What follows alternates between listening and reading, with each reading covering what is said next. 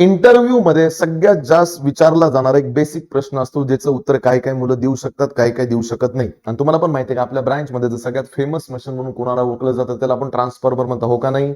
जसं ट्रान्सफॉर्मरचा सिम्बॉल तुम्हाला माहिती आहे, on the left side there is a primary winding, on the right side secondary. Number of turns बदलून तुम्ही सेकंडरी साइडचे व्होल्टेज कमी जास्त करू शकता. हे तर कोणी पण सांगतं.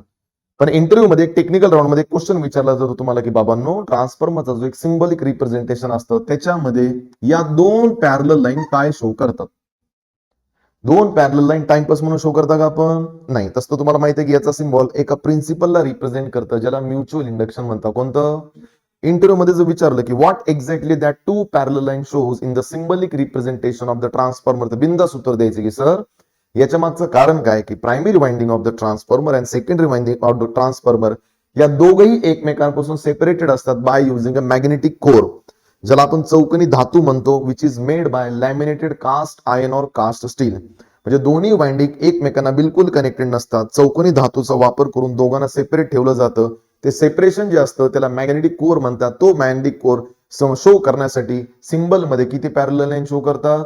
दोन पॅरलल लाईन. लक्षात राहील का? अरे हो का नाही? चला पुढे स्टार्ट.